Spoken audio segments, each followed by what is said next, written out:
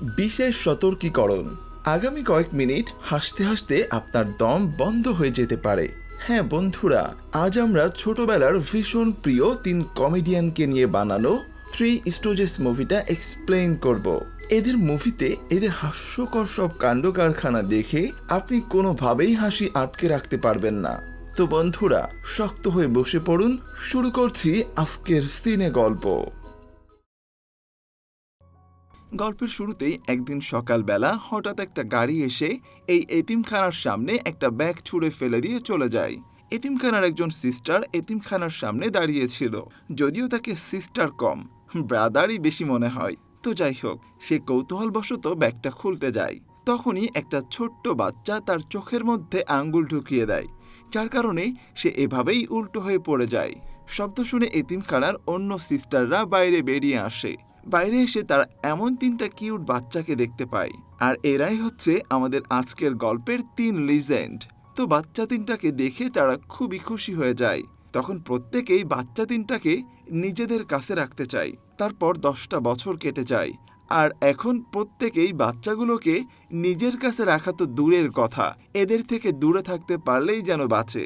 তো একদিন দুপুরবেলা সিস্টারদের প্রধান, যাকে সবাই মাদার সুপেরিয়র বলে ডাকে, সে বাচ্চাদেরকে আনার জন্য অন্য সিস্টারকে বলে, কিন্তু একটা সিস্টারও তাদের ধারে কাছেও যেতে চায় না।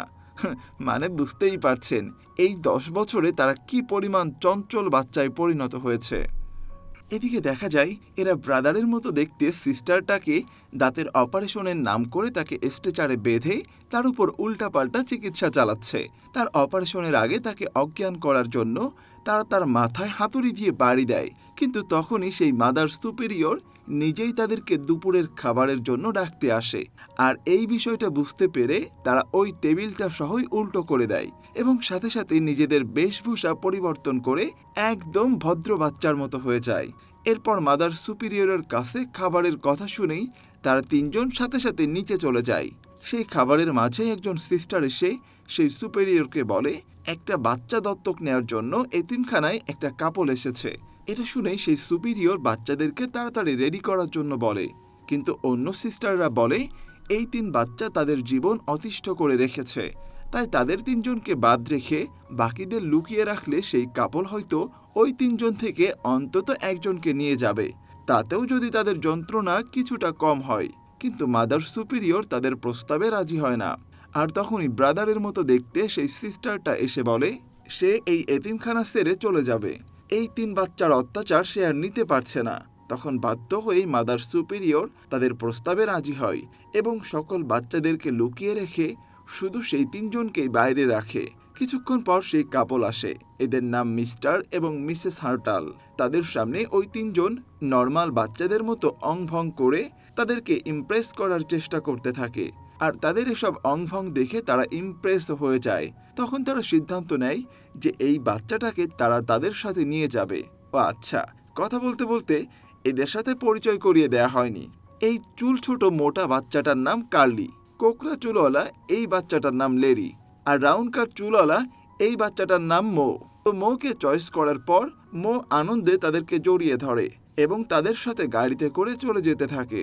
গাড়িতে যাওয়ার সময় মিসেস হার্টাল তাকে বলে, যেহেতু আজ থেকে তুমি আমাদের সাথেই থাকবে, তাই আজ থেকে তুমি আমাদের ছেলে এবং আজ থেকেই তোমার জন্মদিন, তাই তুমি তোমার জন্মদিনে আমাদের কাছে কি গিফট চাও বলো। মো তখন তার কানে কানে বলে, আমি আমার বাকি 2 বন্ধুদেরকেও আমার সাথে নিয়ে যেতে চাই, কিন্তু তারা মোর এই প্রস্তাবে রাজি হতে চায় না, যার কারণে তারা আবারও এতিমখানায় ফিরে এসে মৌকে রেখে অন্য একটা বাচ্চাকে নিয়ে যায়। এদিকে মৌ ফিরে আসায় তার বাকি 2 বন্ধু অনেক খুশি হয়, আর এভাবেই দেখতে দেখতে তারা সেই এতিমখানায় আরও 25টা বছর কাটিয়ে দেয়। আর 25 বছরে তারা অনেক বড় হয়ে গিয়েছে, কিন্তু তারা যত বড়ই হোক না কেন তাদের সেই দুষ্টুমি ফাজলামি এখনও 1 ফোঁটাও কমেনি। যেমন তাদেরকে এই এতিমখানার একটা বিল্ডিংয়ের মেরামতের কাজ দেওয়া হলে তারা কাজকর্ম বাদ দিয়ে একটা টেপ রেকর্ডারে কাজের আঁচ ছেড়ে দিয়ে দিব্যি ঘুমাতে থাকে। বাইরে থেকে বাকি সিস্টাররা সেই কাজের শব্দ শুনে মনে করে তারা হয়তো খুবই মন লাগিয়ে কাজ করছে, কিন্তু সেই ব্রাদারের মতো সিস্টারটা তাদের ঘরে গিয়ে দেখে সেখানে তারা 3জনই নাক ঢেকে ঘুমাচ্ছে। এটা দেখে সিস্টার রেগে গিয়ে তাদের ঘুমের 12টা বাজিয়ে দেয় এবং তাদেরকে হুমকি দামকিতে আবারও কাজে পাঠিয়ে দেয়। তো এরপর তারা দ্রুত একটা মই নিয়ে গিয়ে সেই বিল্ডিংয়ের ছাদে ওঠে, আর কার্লি একটা অটোমেটেড করাত নিয়ে সেটা চালু করেই তার কোমরে বেঁধে মই বেয়ে উপরে উঠতে থাকে, যার কারণে সে যখন উপরে উঠতে থাকে তখন পেছন থেকে একটা একটা করে মইয়ের ধাপ কাটতে থাকে। কি পরিমাণ বলদ হলে একটা মানুষ এই ধরনের কাজ করে। উপরে উঠে তারা তিনজনে মিলে তাদের স্টাইলে একসাথে মারামারি করে এবং মারামারির ফাঁকে ফাঁকে সে বিল্ডিংয়ের মেরামতের কাজ করে। এদিকে একজন উকিল এসে এতিমখানার সুপিরিয়রকে জানায় তাদের এতিমখানাতে অনেক ঋণ জমা আছে, আর সেটা পরিশোধ করতে না পারলেই খুব অল্প কিছুদিনের মধ্যেই এতিমখানাটি বন্ধ করতে তারা বাধ্য হবে। তাহলে ওই 3 স্টুপিডের জন্যই আজ এই এতিমখানা এই পরিস্থিতির শিকার হয়েছে। এই কারণে সুপিরিয়র সেই ব্রাদার টাইপের সিস্টারকে 3 জনকে ডেকে আনতে পাঠায়, কিন্তু সেখানে যাওয়ার পর সে দেখে তার দিকে একটা হাতুড়ি উড়ে এসে পড়ছে। তখন সে নিজেকে কোনো মতে সামলিয়ে হাতুড়ির আঘাত থেকে বাঁচায়, আর সেই হাতুড়িটা গিয়ে একটা বালতিতে পড়ে। আসলে মো লেডিকে হাতুড়ি দিয়ে বাড়ি দিতে যাচ্ছিল, যার কারণে সেটা ছুটে ওই সিস্টারের দিকে গিয়ে পড়ে। দিকে সিস্টার রেগে গিয়ে উপরে উঠতে গেলে দেখে মোয়ের সবগুলো ধাপই কাটা। তখনই আবার লেডি ঘন্টাটা ঠিক করতে গিয়ে নিচে ফেলে দেয়, আর সেটা সোজা গিয়ে সিস্টারের মাথায় পড়ে। শব্দ শুনে তারা নিচে তাকালে দেখে সিস্টার অজ্ঞান হয়ে পড়ে আছে। তো তারা সিস্টারের জ্ঞান ফেরানোর জন্য মই দিয়ে নিচে নামতে গেলে পাফসকে সোজা সিস্টারের গায়ের উপর গিয়ে পড়ে। অন্যদিকে কার্লিও তাদের মতো করে নামতে গেলে ময়ের 2 পা 2 দিক দিয়ে আটকে থাকে। এটা দেখে লেরি এবং মো সিস্টারকে নিয়ে সরে যেতে গেলে আবারও সিস্টারের মাথায় বাড়ি লাগে। এদিকে কার্লিও নিজেকে ব্যালেন্স করতে না পেরে সোজা সিস্টারের উপর গিয়ে পড়ে। এরপর তারা সিস্টারের জ্ঞান ফিরিয়ে আনতে সেই বালতি থেকে পানি ছিটিয়ে মারে। তখন সেই বালতির মধ্যে থাকা হাতুড়ির মাথাটা আবারও সোজা সিস্টারের মুখে গিয়ে লাগে। তো এভাবে অনেক বিফল চেষ্টা করার পর তারা সিস্টারের জ্ঞান না আনতে পেরে তাকে রেখেই মাদার সুপিরিয়রের সাথে দেখা করতে যায়। আর যাওয়ার সময় তারা এভাবেই উকিলটাকে সিস্টারের উপর ফেলে দিয়ে যায়, কিন্তু এই বিষয়টা তারা খেয়ালও করে না। এরপর পেছনে ফিরে তারা উকিলকে এই অবস্থায় দেখে বলে, এই উকিল লোকটার চরিত্র খুব একটা ভালো না, সে আমাদের সিস্টারের উপর এভাবে গড়াগড়ি করছে কেন? যার কারণে তারা 3 জন মিলে সেই উকিলটাকে এইভাবে ধোলাই দিতে থাকে। তখন সেই সুপিরিয়র এসে তাদেরকে কোনো মতে থামায়। এরপরে উকিল এতিমখানার সবাইকে ডেকে এনে বলে 30 দিনের মধ্যে তাদের এতিমখানাকে ছেড়ে দিতে হবে। তখন সেই 3 স্টুপিড বলে, এই এতিমখানাকে বাঁচাতে হলে আমাদের কি করতে হবে? উকিল বলে $8,30,000 লাগবে। এটা শুনে তারা বলে, আমরা যে করেই হোক 30 দিনের মধ্যে $8,30,000 ইনকাম করে আপনাকে দিয়ে দেব। এরপর তারা 3 জনে একটা বিশেষ সাইকেলে করে সেই টাকা ইনকাম করার জন্য বেরিয়ে পড়ে। তবে সাইকেলে করে যাওয়ার জন্য তারা একটা বিশেষ পদ্ধতি অবলম্বন করে, মানে তারা একটা বড় গাড়ি আসার জন্য ওয়েট করে, যাতে করে সে গাড়ির সাথে একটা দড়ি বেঁধে তারা রিল্যাক্সে যেতে পারে। কিন্তু বলদগুলো রিল্যাক্স করতে পারে না, কারণ যখন একটা বড় ট্রাক তাদের রাস্তার সাইড দিয়ে যায় তখন তারা সেই দড়িটা ট্রাকে ছুঁড়ে মারলে উল্টো হয়ে পড়ে যায়, কারণ বলদগুলো দড়িটা তাদের সাইকেলের সামনে না বেঁধে পিছনে বেঁধেছিল। তো যাই হোক, এদিকে ছোটবেলায় ময়ের বদলে নিয়ে যাওয়া ট্রেডি নামের সেই বাচ্চাটা এখন অনেক বড় হয়ে গিয়েছে। সে ব্যবসা বাণিজ্য করে এখন অনেক বড় লোক। কিন্তু ট্রেডির বউ লিডিয়া খুব একটা সুবিধার না, কারণ সে তার হাজবেন্ডের বন্ধু ম্যাকের সাথে পরকীয়া করে, আর তারা প্ল্যান করছে কিভাবে লিডিয়ার হাজবেন্ডকে মার্ডার করে তার টাকা পয়সা নিয়ে পালিয়ে যাওয়া যায়। তখনই তারা জানালা দিয়ে নিচে দেখতে পায় যে 3 বলদ ঢোল বাজিয়ে 1 মাসে $8,30,000 একটা চাকরি খুঁজছে। তবে 3 জনকে দেখে লিডিয়া এবং ম্যাক ভালোভাবে বুঝে যায় যে এরা মাথা মোটা ছাড়া আর কিছুই না। তাই তারা সিদ্ধান্ত নেয় যে এই 3 জনকে দিয়েই তারা ট্রেডকে খুন করাবে। এরপর লিডিয়া নিচে এসে তাদের 3 জনকে বলে, তোমরা 3 জন যদি আমার একটা কাজ করে দাও তাহলে আমি তোমাদেরকে $8,30,000 দেব। এই কথা শুনে তারা 3 জনে অনেক আগ্রহ নিয়ে জানতে চায় কাজটা কি। তখন লিডিয়া বলে, আমার স্বামীকে খুন করতে হবে। এই কথা শুনে 3 জনই ঘাবড়ে যায় এবং কাজটা করবে না বলে রিজেক্ট করে দেয়। তখন লিডিয়া বলে, আসলে আমার স্বামী এমন একটা রোগে আক্রান্ত যার কারণে তাকে প্রতিদিনই অনেক কষ্টের মধ্য দিয়ে যেতে হয়, আর আমি চাই না সে এভাবে কষ্ট পেয়ে বেঁচে থাকুক। তখন ম্যাক গাড়ি থেকে বের হয়ে তাদেরকে বলে সে আসলে লিডিয়ার স্বামী, আর সে নিজেও এটা করাতে চায়, কারণ সে নিজেও প্রতিদিন এভাবে কষ্ট নিয়ে বেঁচে থাকতে চায় না। এই কথা শুনে তারা তিনজন তখন সাথে সাথে রাজি হয়ে যায়। এরপর ম্যাক তাদেরকে বলে, তুমি যখন ঘুমিয়ে থাকবে তখন তোমরা আমার রুমে ঢুকে আমাকে মেরে ফেলবে, আর তোমরা কোনোভাবেই আমার রুমের লাইট অন করবে না, কারণ আমি মরার আগে সারপ্রাইজ নিয়ে মরতে চাই। এটা শুনে তারা তিনজনই অনেক হাসতে থাকে। এরপর কার্লি হঠাৎ করেই বুক দিয়ে ধাক্কা দিয়ে ম্যাককে একটা গাড়ির সামনে ফেলে দেয়, আর সেই গাড়ি থেকে ধাক্কা খেয়ে সে আরেকটা গাড়ির নিচে গিয়ে পড়ে। সেখানে কিছুক্ষণ চরকির মতো ঘোরার পর আরেকটা লোক তার গায়ের উপর দিয়ে চলে যায়। এখানেই শেষ হয় না, এরপর আকাশ থেকে একটা তীর এসে তার পায়ের মধ্যে বিঁধে যায়। এদিকে লিডিয়া তার পরকীয়া প্রেমিকের এমন অবস্থা দেখে হতাশ হয়ে যায়। সে চিৎকার করে তাদের দুজনকে জিজ্ঞেস করে, তোমরা এমনটা কেন করলে? তখন কার্লি বলে, সে সারপ্রাইজ পেতে চেয়েছিল, তাই তাকে একটু সারপ্রাইজ দিলাম। কার্লির এমন কথা শুনে সে বুঝতে পারে সে ভারী পাগলের পাল্লায় পড়েছে, যার কারণে সে এই পাগলগুলোর থেকে বাঁচার জন্য তাড়াতাড়ি গাড়ি নিয়ে সেখান থেকে চলে যায়। কিন্তু গাড়ি নিয়ে বাড়ি ফেরার পর লিডিয়া দেখে ওরা তিনজন তারই গাড়ির পেছনটা ধরে স্লাইড করে তার সাথে চলে এসেছে। লিডিয়া তাদেরকে জিজ্ঞেস করে তারা এখানে কেন এসেছে। তারা বলে, আমরা আমাদের $8,30,000 নেওয়ার জন্য এখানে এসেছি। তখন লিডিয়া বলে, আমার হাজবেন্ড এখনো মারা যায়নি, সে হসপিটালে ভর্তি আছে, তাই তোমাদেরকে আমি এখন টাকা দিতে পারবো না। এটা বলে সে তাদেরকে বাসা থেকে বের করে দেয়। এবার তারা তিনজন মিলে প্ল্যান করে ম্যাকে তারা হাসপাতালে গিয়ে মারবে। এজন্য তারা হাসপাতালে গিয়ে রিসিপশনে ম্যাকের বেড সম্পর্কে জিজ্ঞেস করে, মানে সে কত নম্বর বেডে ভর্তি আছে।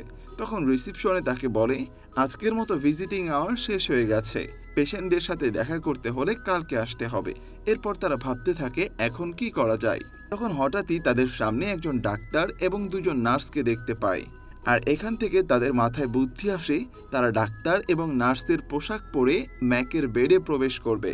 তো এরপর তারা সেই অনুযায়ী সেই ডাক্তার এবং নার্সদেরকে মেরে তাদের পোশাক পরে ম্যাককে খুঁজতে থাকে, কিন্তু তারা বেশিক্ষণ খোঁজাখুঁজি করতে পারে না, কারণ সেই রিসিপশনের মহিলাটি তাদেরকে চিনে ফেলে এবং তাদেরকে ধাওয়া করে। তো সেই মহিলার ধাওয়া খেয়ে তারা একটা বাচ্চাদের ওয়ার্ডে ঢুকে পড়ে। সেখানে থাকা একজন নার্স তাদেরকে আসল নার্স ভেবে বাচ্চাদের ডায়াপার চেঞ্জ করতে বলে, আর এই বাচ্চাদের ডায়াপার চেঞ্জ করতে গিয়ে তারা নিজেদের মধ্যে মারামারি শুরু করে দেয়। এখানে তারা মারামারির অস্ত্র হিসেবে বাচ্চাদের মূত্রত্যাগ ব্যবহার করে, মানে একজন আরেকজনের দিকে বাচ্চাদের মূত্র নিক্ষেপ করতে থাকে। তো এইসব দুষ্টুমির মধ্যে সেই নার্স চলে আসলে তারা সেখান থেকে পালিয়ে যায়। এরপর তারা সৌভাগ্যবশত ম্যাকের রুমটা খুঁজে পায়, আর সে রুমের মধ্যে কেউ যেন ঢুকতে না পারে সেজন্য তারা প্লাস্টার করা একজন মানুষকে দরজার সিটকিনি হিসেবে ব্যবহার করে। এদিকে ম্যাক তাদের তিনজনকে দেখে বুঝতে পারে আজ আর তার রক্ষা নেই, মানে সেদিন সে তাদের হাত থেকে বেঁচে গেলেও আজ নিশ্চিত সে তাদের হাতে মারা পড়বে। এজন্য ম্যাক তাদের লুকানোর জন্য নিজের সেই প্লাস্টারের মধ্যে ঢুকে পড়ে, কিন্তু তারা তিনজন ম্যাকের এই কৌশলটা ধরে ফেলে, যার কারণে তারা একটা বোমাতে আগুন ধরিয়ে সেই প্লাস্টারের মধ্যে ঢুকিয়ে দেয়, আর এই বোমাটা ফেটে ম্যাকের অবস্থার 12টা বেজে যায়। এরপর তারা তিনজন দেখে ওই বোমা ফাটার পরেও ম্যাক মারা যায়নি। তখন তারা একটা বালিশ চাপা দিয়ে ম্যাককে মারার চেষ্টা করে। ম্যাক তখন তাদেরকে বলে, আমার এই অসুখটা ভালো হয়ে গেছে, তোমাদেরকে আর কষ্ট করে আমাকে মারতে হবে না। আর তাদের এসব কথার মধ্যে সেখানে পুলিশ চলে আসে, মানে সেই মহিলাটা তাদেরকে ধরার জন্য পুলিশ নিয়ে এসেছে। তো তারা ওই পুলিশ থেকে বাঁচার জন্য এইভাবে রোগী হওয়ার ভং ধরে, কিন্তু শেষ পর্যন্ত তারা ঠিকই ধরা পড়ে যায় এবং দৌড়ে সেখান থেকে পালাতে থাকে। তখন পুলিশও তাদের পিছু করতে থাকে।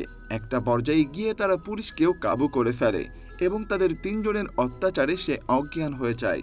তখন তারা সে পুলিশের জ্ঞান ফেরানোর জন্য 2টা আয়রন মেশিন দিয়ে তার বুকে ইলেকট্রিক শক দিতে থাকে। মানে কি পরিমাণ বলদ হলে মানুষ আয়রন মেশিন দিয়ে ইলেকট্রিক শক দিতে পারে। তো যাই হোক, আয়রন মেশিন দিয়ে ইলেকট্রিক শক দেওয়ার কারণে পুলিশের বুক জ্বলে পুড়ে ছাই হয়ে যায় এবং সে যন্ত্রণায় চিৎকার চেঁচামেচি করতে থাকে। পুলিশের চিৎকার শুনে তারা তিনজন আবারও সেখান থেকে পালিয়ে যায়, আর পালাতে পালাতে একটা পর্যায়ে তারা ছাদে চলে যায়।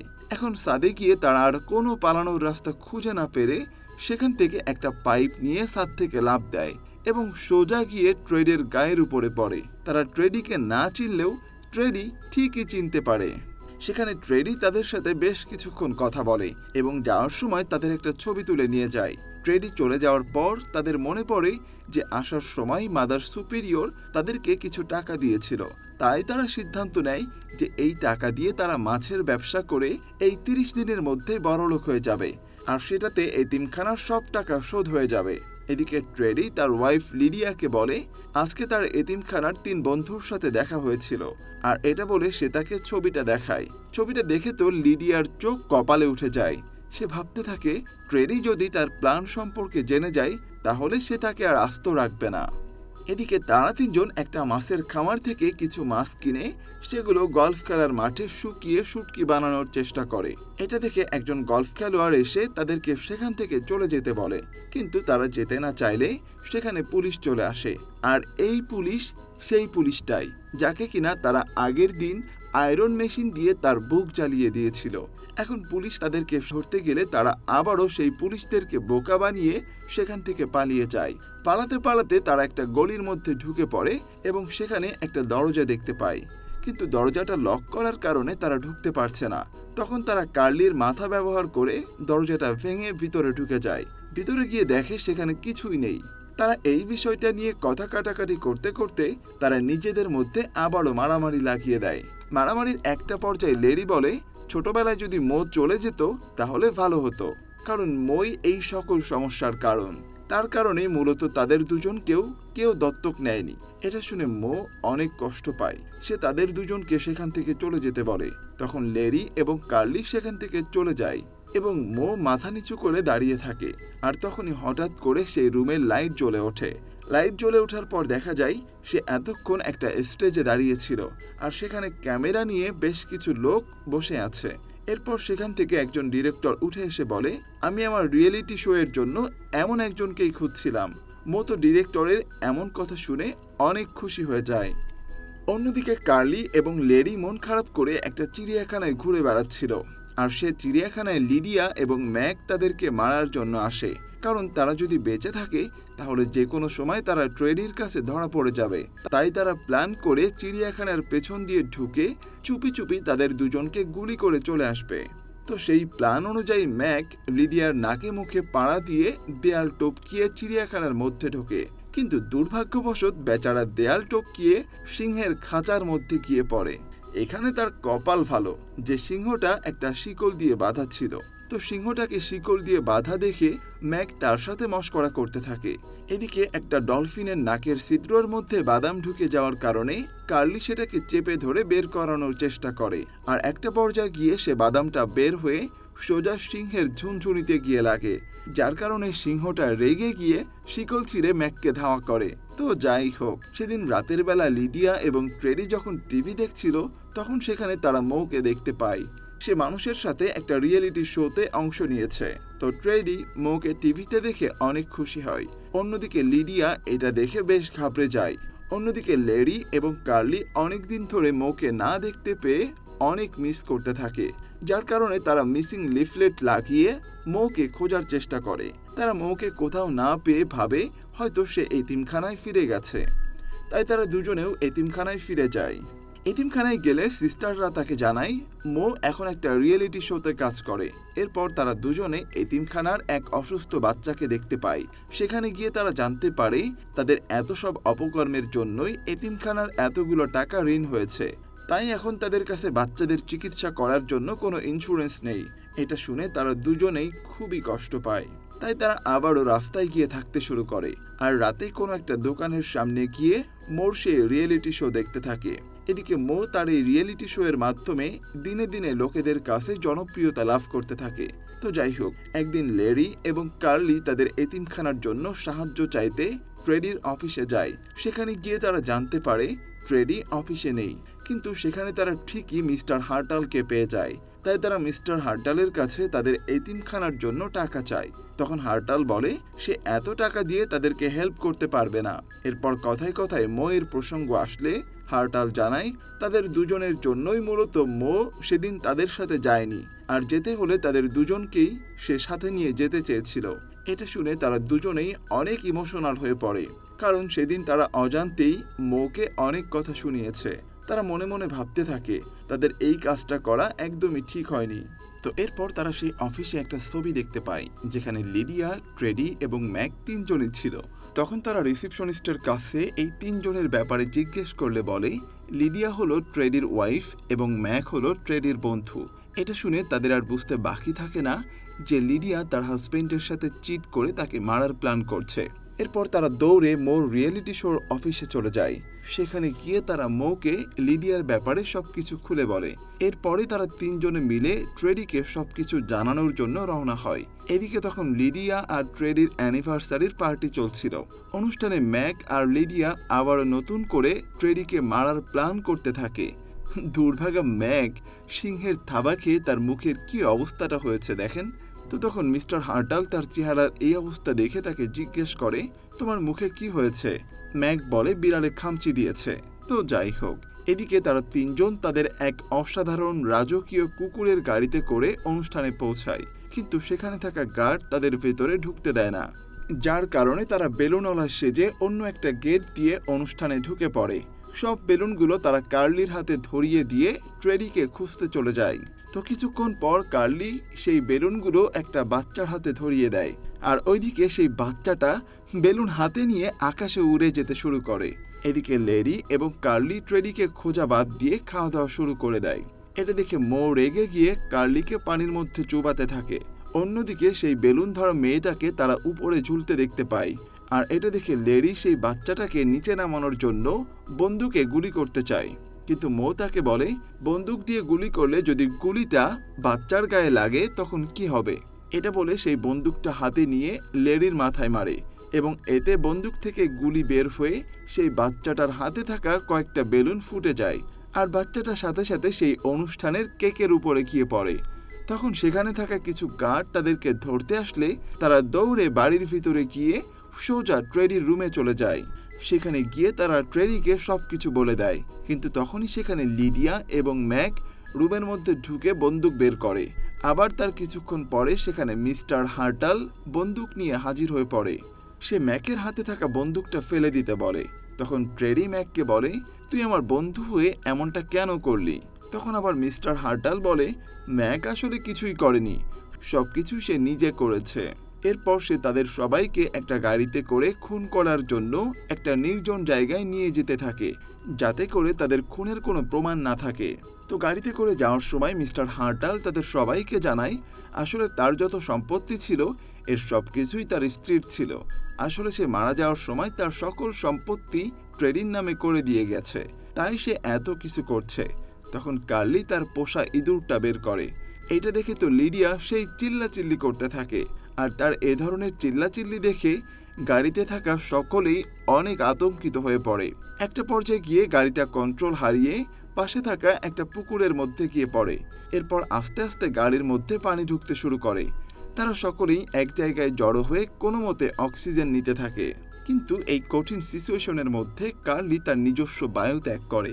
মানে এমন একটা সিরিয়াস সিচুয়েশনে তার এসব করতে হবে। তো যাই হোক, তখন হঠাৎ করে মোর মনে পড়ে কার্লির কাছে তো সবসময় বোমা থাকে, তাই সে একটা আইডিয়া বের করে। সে তার থেকে একটা বোমা নিয়ে গাড়িটা ব্লক করে দেয় এবং সেখান থেকে তারা সবাই বেরিয়ে আসে। এরপর সেখানে পুলিশ চলে আসে এবং লিডিয়া, মিস্টার হার্টাল আর ম্যাককে অ্যারেস্ট করে নিয়ে যায়। এরপর তারা তিনজন ট্রেডির কাছে এতিমখানার জন্য সেই ঋণের টাকাটা চায়, কিন্তু ট্রেডি তাদেরকে টাকা দিতে অস্বীকৃতি জানায়, কারণ সেদিন সেই এতিমখানার সিস্টাররা তাকে এমন বাজে বাবার হাতে তুলে দিয়েছিল। এরপর তারা তিনজন হতাশ হয়ে এতিমখানায় ফিরে যায়, আর সেখানে গিয়ে দেখে এতিমখানায় তালা দেয়া।